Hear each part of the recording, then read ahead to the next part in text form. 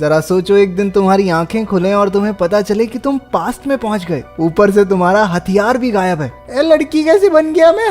कुछ ऐसा ही होता है बॉन्ग के साथ। बॉन्ग साउथ कोरियन प्रधानमंत्री के ऑफिशियल घर में हेड शेफ की पोस्ट पर है। शाम के समय उसे बताया गया कि आज चाइनीज एम्बेसडर मेहमान बनकर वहां आने वाले हैं। एम्बेसडर को मछली की हड्डी से सख्त एलर्जी है, इसलिए बॉन्ग को सख्त ऑर्डर्स दिए गए कि डिनर में बिना हड्डी के बेहद टेस्टी मछली की डिश तैयार करे। ये सुनते ही बॉन्ग तुरंत अपने काम में जुट गया। रात के समय जब उन्होंने एम्बेसडर को डिनर परोसा तो पहले ही निवाले में खाने में फिश हुक निकला। अब बॉन्ग के सर पर बड़ी मुसीबत आ पड़ी थी। पूरे महल में गार्ड्स उसे ढूंढने लगे। 2 पुलिस वाले तो उसे ढूंढते हुए उसके घर तक पहुंच गए। बॉन्ग को पता था कि अब तो उसकी खैर नहीं, इसलिए उसने बालकनी से कूदकर भागने की कोशिश की। उधर ऑफिसर्स भी उसका पीछा कर रहे थे। इसी हड़बड़ी में बॉन्ग का हाथ फिसल गया और वो सीधा एक स्विमिंग पूल में जा गिरा। उसका सर जोर से स्विमिंग पूल के फ्लोर पर टकराया, फिर अचानक से वो और नीचे डूबता ही चला गया। तभी एक सुंदर सी लड़की तैरते हुए उसके पास आई और उसके होठों पर एक चुम्मी चिपका दी। जब बॉन्ग की आंख खुली तो उसने खुद को एक अजीब से बेड पर उससे भी अजीब कमरे में पाया। बॉन्ग को महसूस हुआ कि कुछ तो गड़बड़ जरूर है और वो जल्दी से एक शीशे के सामने गया। शीशा देखकर उसके पैरों तले जमीन खिसक गई, क्योंकि भैया अब दीदी बन चुके थे। उसे कुछ भी समझ नहीं आ रहा था, लेकिन फिर उसने सोचा कि सपना ही होगा, ये सच में थोड़ी ना लड़की बन जाऊंगा। बॉन्ग ने कमरे से बाहर निकलकर पता करने की कोशिश की कि माजरा क्या है। वहाँ उसे बहुत सारी लड़कियां मिली जो उसे देखते ही जय हो राजकुमारी की कहकर सर झुकाकर बैठ गई। बॉन्ग और कंफ्यूज हो गया और उसने घबराकर बाहर की तरफ भागना शुरू कर दिया। बाहर जाकर उसने नोटिस किया कि छोटा बॉन्ग तो गायब है। ए भगवान, मैं मर क्यों नहीं गया? तुम सालों क्या कर दिया तुमने मेरे साथ? उसे लगा कि किसी ने उसे किडनैप करके उसका सेक्स चेंज कर दिया है, लेकिन जब उसने अपने आसपास की दुनिया को ध्यान से देखा तो उसे समझ आया कि असल में वो टाइम ट्रैवल करके पास्ट में आ चुका था। अगली सुबह बॉन्ग ने उठकर अपनी दासी से अपनी पहचान के बारे में पूछा। पता चला कि वो किसी तरह 19वीं सदी में पहुंच गया था। वो किम सो योंग नाम की एक राजकुमारी के शरीर में था और तो और कुछ ही दिनों में उसकी शादी महाराज चियोल युंग से होने वाली है, जिसके बाद वो रानी बन जाएगा। दासी ने ये भी बताया कि कुछ दिन पहले वो पास के तालाब में डूब गई थी। वो तो सैनिकों की नजर पड़ गई जो उसे बचाकर महल में वापस ले आए।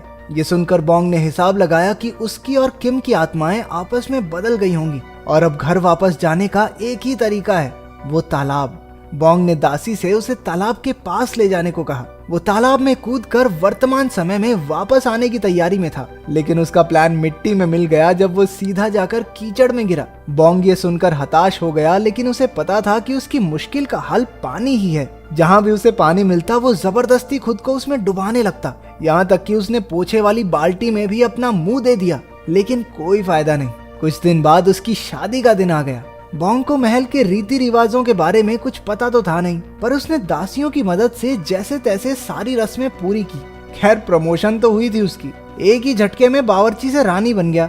बताओ और क्या चाहिए।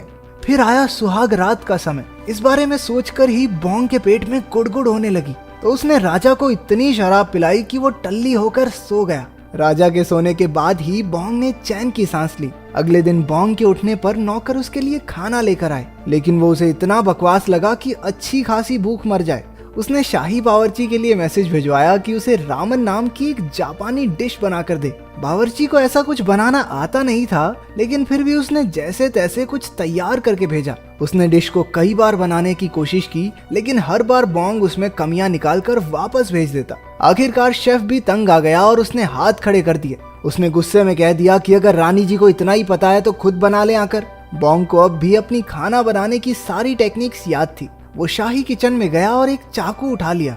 सारे नौकर आंखें फाड़ फाड़ कर उसे देख रहे थे, क्योंकि बचपन से आज तक रानी ने रसोई में कदम तक नहीं रखा था। सब डरे हुए थे कि आज ये सब्जी के साथ साथ अपनी उंगली भी डालेगी खाने में, लेकिन बॉन्ग ने बहुत तेजी से सब्जियों को छीलना शुरू कर दिया।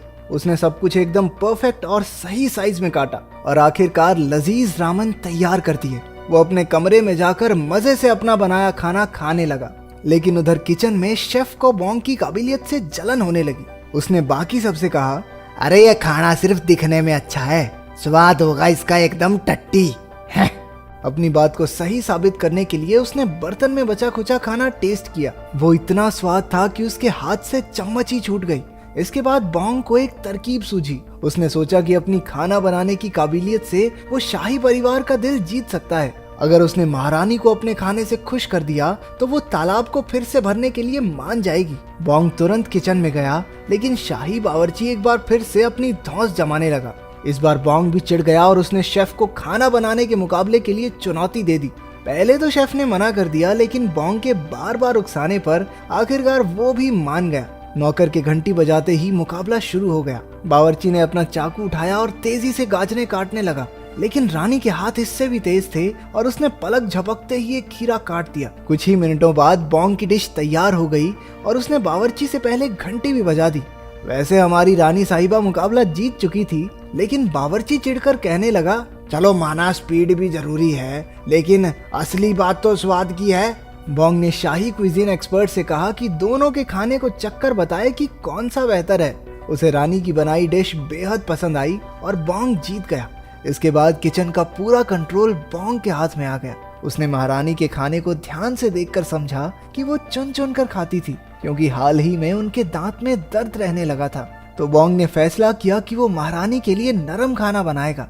उसने बड़ी मेहनत से आलू और दूध की एक डिश बनाई और उसे कुछ फूलों से सजाकर दिखने में भी खूबसूरत बना दिया। बोंग खुश होकर खुद ही महारानी के लिए खाना लेकर गया, लेकिन उस तक पहुंचते पहुंचते रास्ते में वो थोड़ा ठंडा हो गया था और प्लेट में थोड़ा इधर उधर फैलने की वजह से प्रेजेंटेशन भी खराब हो गई।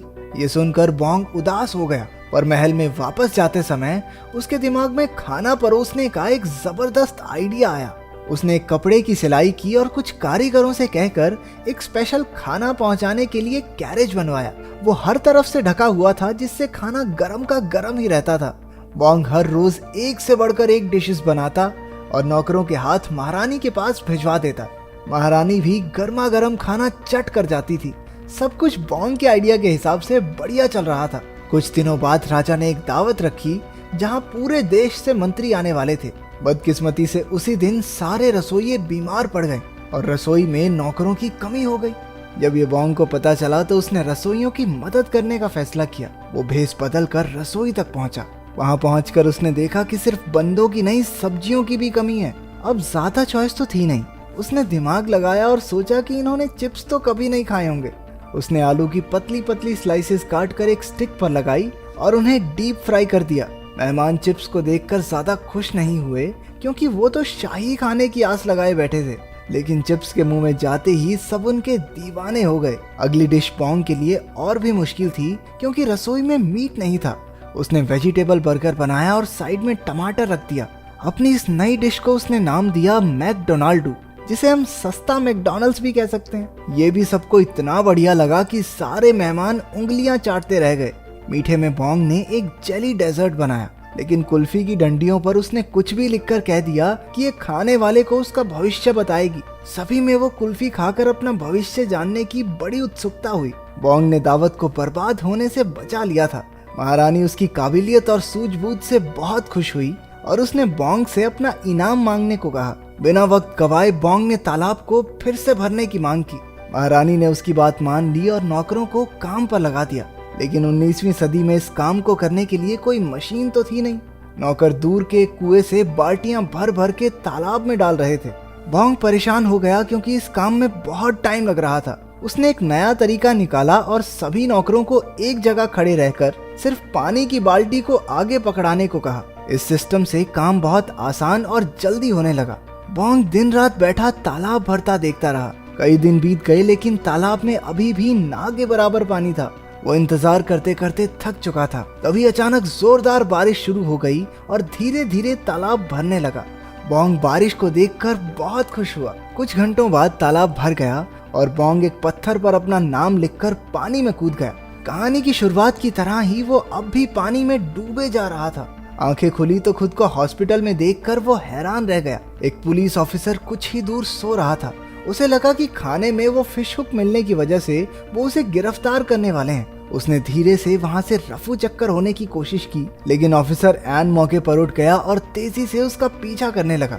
बोंग उससे तो दूर आ गया, लेकिन सामने से 2 और ऑफिसर्स ने उसे घेर लिया। किसी तरह बचते बचाते वो एक लाइब्रेरी में गया, जहां उसने हिस्ट्री की एक किताब ढूंढी। वो 19वीं सदी की जोसियोन डायनेस्टी के बारे में पढ़कर मुस्कुराया, क्योंकि वो भी अब इतिहास के पन्नों में दर्ज हो चुका था। लेकिन उसी वक्त पुलिस वाले भी वहां आ पहुंचे। वोंग ने एक बार फिर से भागने की कोशिश की, लेकिन एक ऑफिसर ने उसे बताया कि वो उसे पकड़ना नहीं चाहते।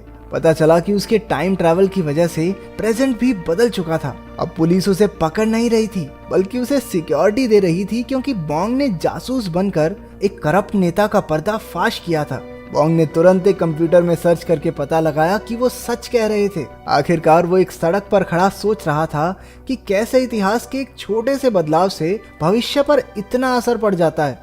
तो अगर आपको मौका मिले कि बीते हुए कल में जाकर किसी भी चीज को बदल सकते हैं, तो वो क्या होगी? कमेंट्स में जरूर बताना।